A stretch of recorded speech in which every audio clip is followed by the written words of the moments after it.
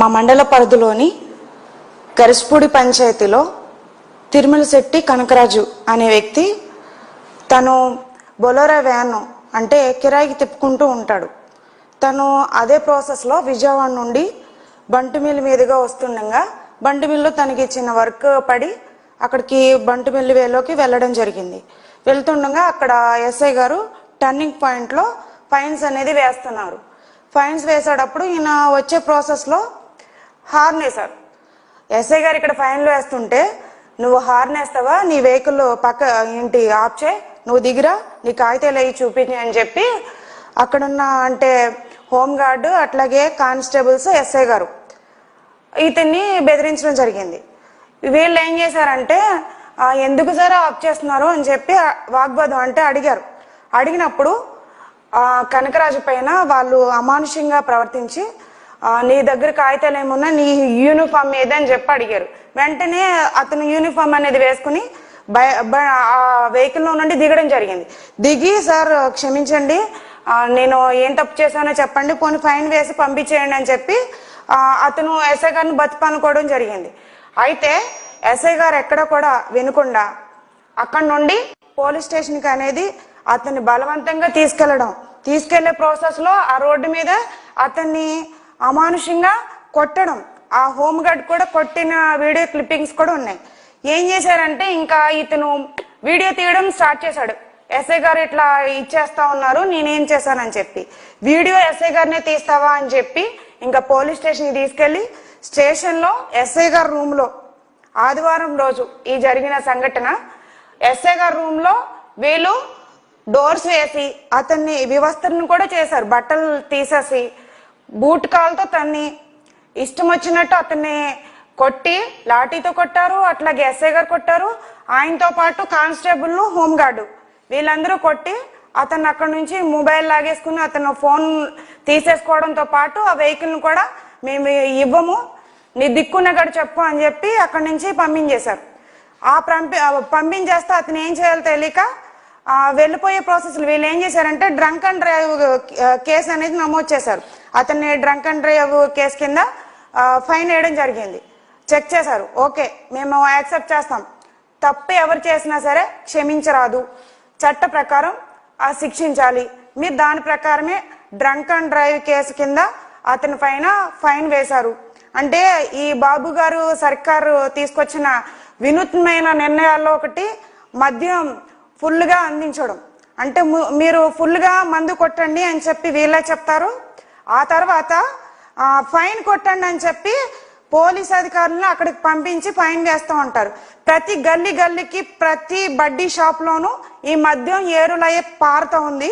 మరి అట్లాంటప్పుడు ఆ గల్లీ దాటంగానే అంటే ఆ కొట్టు దాటంగానే వీళ్ళే ఫైన్ వేసించే ప్రోగ్రాం పెట్టి ప్రతి ఒక్కరిని అంటే మహిళల్ని వేధిస్తున్నారు. ఖచ్చితంగా చెప్పాలి అంటే ఎందుకు అంటే మహిళలు ఎంత బాధపడుతున్నారంటే ఈ మద్యం మొత్తం ఏర్లై పారుతూ ఉంటే ఆ బడ్డీ కొట్టులోంచి వెంటనే వాళ్ళు కొనుకెళ్ళడం, ఆ కొంచెం 10 అడుగులు వేసే లోపే వాళ్ళ మీద ఫైన్ వేయడం.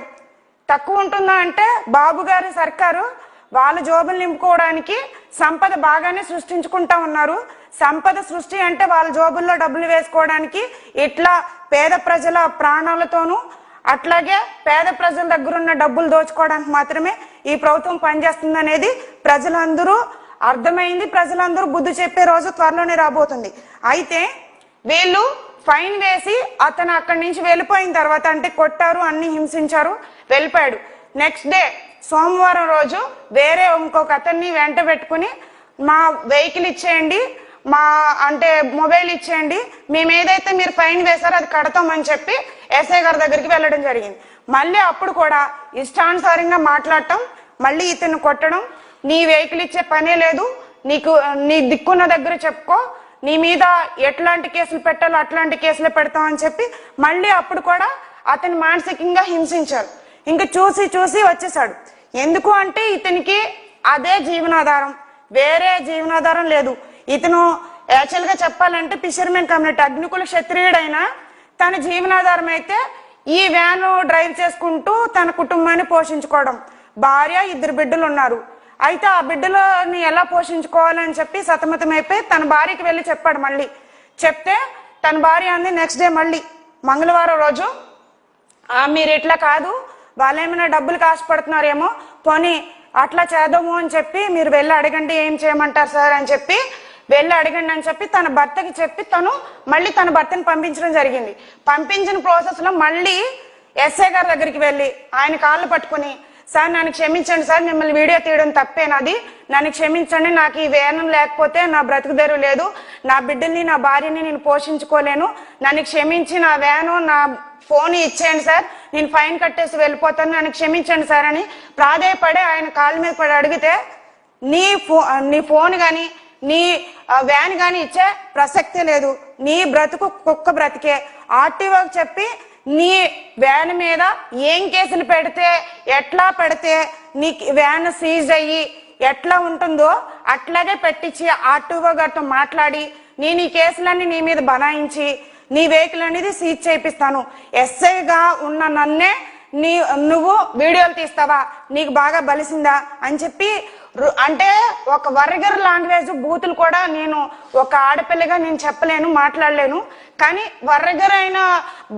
భాషా పదజాలం వాడి ఆయన్ని అక్కడ హింసించడం జరిగింది. దాంతో పాటు కానిస్టేబుల్ ని మన ఈ పాత ఫైల్స్ ఏమైనా చూడండి, మొత్తం ఆ ఫైల్స్ లో ఉన్న పాత కేసులన్నీ వీడి మీద బనాయించి వీడిని ఇంకా జీవితంలో ఆ డ్రైవింగ్ లైసెన్స్ లేకుండా వీడికి బ్రతికి అనేది లేకుండా కుక్క బ్రతికి చేద్దామని చెప్పి ఎస్ఐ గారు ప్రవర్తించిన తీరికి అతను మానసికంగా కృంగిపోయాడు. ఏం చేయాలో అర్థం కాలేదు.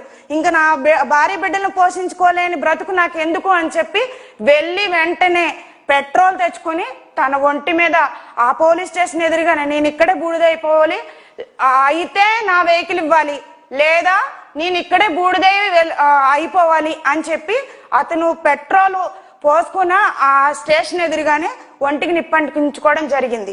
అయితే ఈ ప్రాసెస్ ని కొన్ని ఛానళ్ళు, అంటే ఎల్లో ఛానల్ అని చెప్పాలా లేకపోతే కనీసం మానవత్వం లేకుండా మానవ మృగాలకు సపోర్ట్ చేస్తున్న ఛానల్ అని చెప్పాలా అర్థం కాదు, కానీ వాళ్ళు బైకిస్ట్ అంట ఏంటి ఆత్మహత్య యత్నం అంట, ఆత్మహత్యకును అలా చనిపోవడానికి ప్రేరేపించడానికిను అంటే కనీసం డిఫరెన్స్ తెలియకోకుండానే వీళ్ళు వ్యవస్థలన్నీ రన్ చేస్తా ఉన్నారా? ఈ రోజు ఈ కుటుంబానికి జరిగిన అన్యాయాన్ని కనీసం చూపించకుండా దానికి విరుద్ధంగా ఒక అంటే అబద్ధపు ప్రచారాలు చేయడానికి వీళ్ళు పనిగట్టుకుని మొత్తం డైవర్ట్ చేస్తా ఉన్నారు. ఈ వ్యవస్థ ఎట్లా తయారైంది అంటే లోకేష్ రాజ్యాంగం నడుస్తుంది, రెడ్ బుక్ రాజ్యాంగం నడుస్తుంది, ఇక్కడ డాక్టర్ బిఆర్ అంబేద్కర్ గారి రాజ్యాంగం నడవట్లేదు. ప్రతి చోట ప్రతిదీ కూడా పోలీస్ వ్యవస్థ అనేది భ్రష్టు పట్టిపోయి లోకేష్ రాజ్యాంగంలో వాళ్ళు ఎలా చెప్తే అట్లా నడుస్తా ఉంది. పేద ప్రజలు ఏమైపోతారు, అన్యాయానికి అక్రమాలకి గురయ్యి ఇట్లాంటి సంఘటనలు ఎన్ని జరుగుతూ ఉన్నాయి. పేర్పోగు క్రాంతి కుమార్ విషయం ఎట్లా జరిగింది, అదే విధంగా సాయికృష్ణ విషయం ఎట్లా జరిగింది, సేమ్ సిచ్యువేషన్ మా మండలంలో ఇట్లా మళ్ళీ రిపీట్ అవుతా ఉన్నది. అంటే పోలీస్ వ్యవస్థ పూర్తిగా విచ్ఛిన్నమైపోయి ఇదేనా వీళ్ళు ఫ్రెండ్లీ పోలీస్ అన్నారు.